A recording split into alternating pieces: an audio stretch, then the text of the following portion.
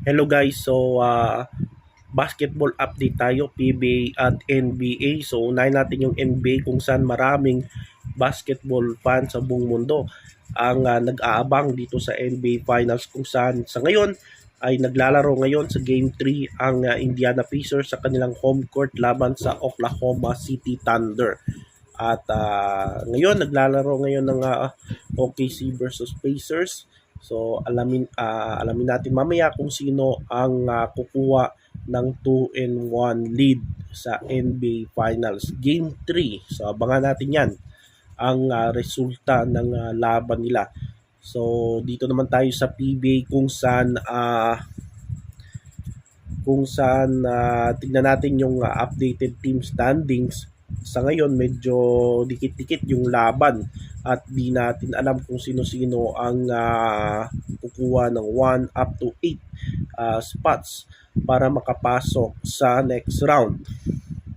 Elimination round ng PBA. So ngayong week matatapos na yung elimination round at next week ay simula na ng playoffs sa PBA Philippine Cup. So number 1 ang NLEX Road Warriors with 8-3. So itong NLEX tapos na yung kanilang elimination campaign sa Philippine Cup. Meron silang 8-3 win-loss record. So abangan natin kung sila na ba ang kukuha ng number 1 spot sa Philippine Cup. Sa ngayon, di pa natin sigurado kasi meron pa naghahabol. Lalo na itong number 2, 3, 4 kung saan Barangay Nebra, Magnolia at San Miguel. Pareho silang 7-3 win-loss record. Itong number 5 ay yung Converge. So yung Converge meron na silang 7-4. So kagabi tinalo ng Converge ang San Miguel Beermen kaya nagtapos sila sa 7 wins and 4 losses. Kaya meron ding chance itong Converge na siguro sa top 4, no? So, number 6 itong TNT na may 6-4. So meron na lang isang game na titira itong TNT. Tied with Rain or Shine 6-4 at Meralco Bulls na nauna na nagtapos sa kanilang elimination round campaign with 6-5. Tapos eliminate ng Phoenix, Blackwater, Northport at Terra Firma. So kagabi ay nanalo din yung Northport laban sa sino ba nakalaban ng Northport kagabi? NLEX. So kung nanalo sana ng NLEX kagabi ay sigurado na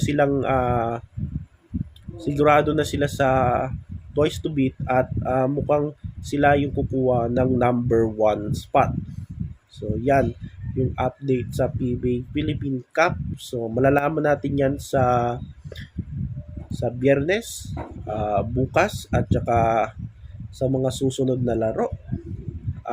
Kasi ang natitira na lang laro nila bukas maglalaban ang ngayon June 12, so 13 bukas, Phoenix versus Blackwater.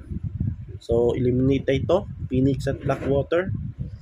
Tapos Phoenix, Blackwater, Magnolia at TNT. So important na game to. Bukas Magnolia versus TNT. Tapos sa linggo Rain or Shine versus Barangay Nebra, isa pang naghahabol, no, para sa posisyon, at yung isa pa yung SMB versus Northport. So yan yung PBA Philippine Cup update sa araw na ito. At punta naman tayo sa NBA, sinong lamang ngayon sa NBA Finals. So i-search natin NBA. So lamang ang Oklahoma City Thunder 68-66. So third quarter 9:31 minutes sa third quarter lamang ang OKC ng dalawa 68-66. So yan yung NBA update.